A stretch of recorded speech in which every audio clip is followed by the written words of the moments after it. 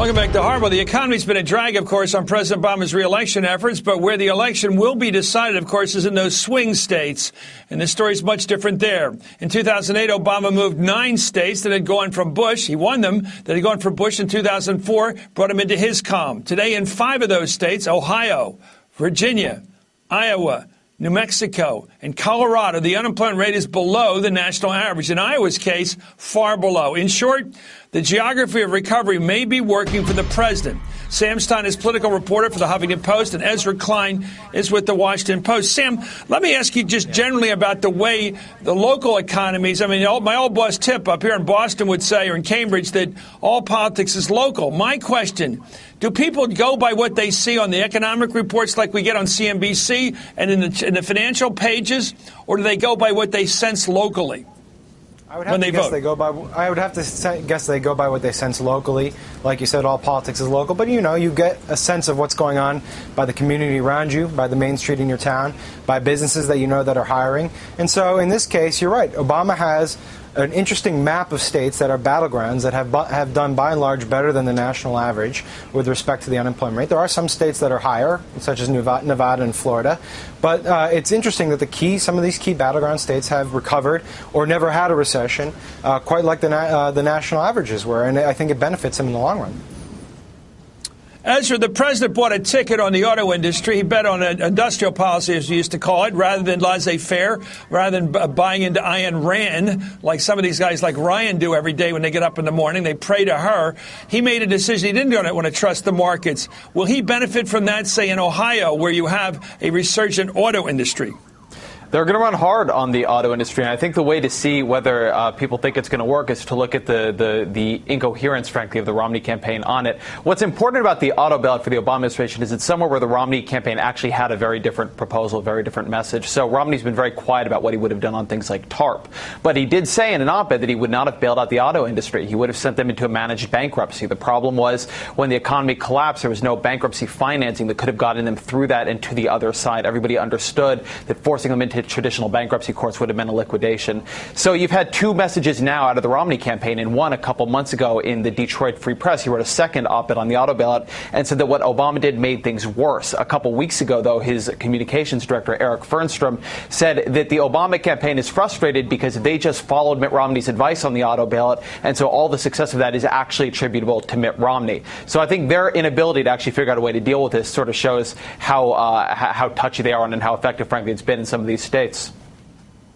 You know, Sam, it's impossible to imagine. Suppose Romney were to win this election this November for whatever reason, perhaps the economy, and people would say, wait a minute, he won by arguing the case for rock and roll, cowboy capitalism, free-ranging deregulation, lower taxes for corporations, all the good stuff that got us into this mess, and he rolled to victory by saying, let's go back and do it again. Yeah, I mean, it's a gamble on his part, but the gamble is that there's some sort of amnesia among the American populace about what actually got us into the financial crisis to begin with. And, Ezra hits on a lot of it, but, it goes beyond that. For instance, when he talked about the foreclosure crisis in Nevada, he said explicitly we need to let it hit rock bottom before we start doing anything else.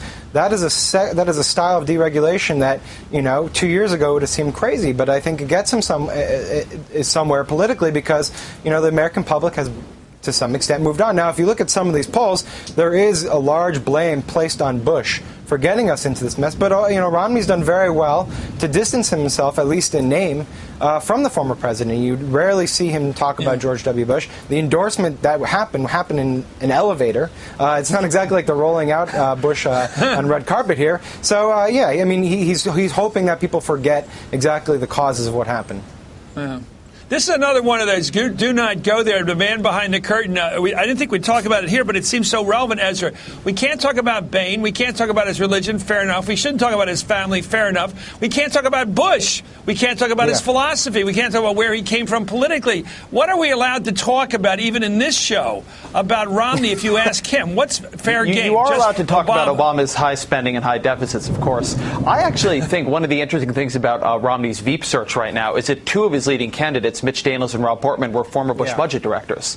So you bring on one of the guys who ran Bush's budget policy, and you're going to bring up the Bush years in a very, very big way. And similarly, if you look at his economic team, Greg Mankiw and Glenn Hubbard, who are two of his 4 key economic advisors.